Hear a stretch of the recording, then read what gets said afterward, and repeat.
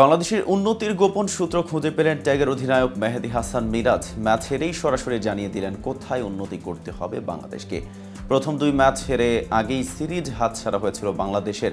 শেষ ওয়ানডেতে জিতে white wash এড়ানোর সুযোগ ছিল টাইগারদের, তবে রেকর্ড সংগ্রহ গড়েও ক্যারিবীয়দের হাত থেকে রেহাই পায়নি মেহেদী হাসান মিরাজের দল। বাংলাদেশের দেয়া ৩২২ রানের লক্ষ্য ৪ উইকেট হাতে রেখেই পেরিয়ে গেছে স্বাগতিকরা। আর ম্যাচ শেষে দলের উন্নতির গোপন সূত্র নিয়ে মুখ খুলেছেন মিরাজ। কিন্তু কি বললেন বাংলাদেশের অধিনায়ক, তা নিয়ে বিস্তারিত থাকছে প্রতিবেদন বাকি অংশে। আর কেটিভি ক্রিকেট চ্যানেল থেকে আপনাদের সাথে আছে আমি মেহেদী হাসান।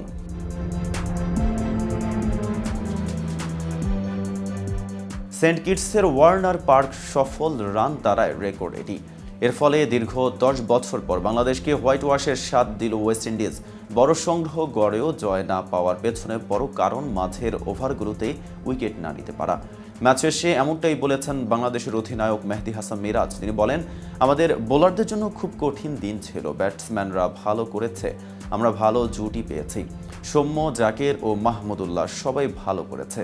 বোলিংয়ে আরও ভালো করার সুযোগ ছিল। মাঝের ওভারে উইকেট নিতে পারেনি, এটি আমাদের জন্য সমস্যা ছিল। আগামী বছর অনুষ্ঠিত হবে চ্যাম্পিয়ন্স ট্রফি। এর আগে এটাই বাংলাদেশের শেষ ওয়ানডে সিরিজ ছিল।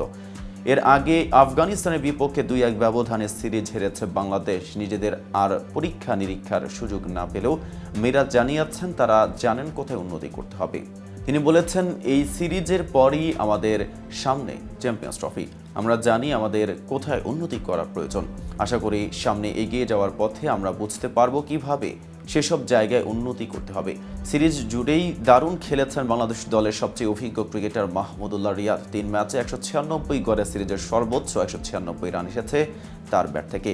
সিরিজের শেষ ম্যাচে খেলেছেন ৬৩ বলে অপরাজিত ৮৪ রানের ইনিংস। এর মধ্যে ষষ্ঠ উইকেটে জাকের আলীকে নিয়ে গড়েছেন অবিচ্ছিন্ন ১৫০ রানের জুটিও।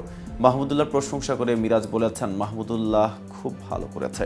সিরিজে ৩টি 50 করেছেন, যা দলের জন্য খুবই ভালো ব্যাপার।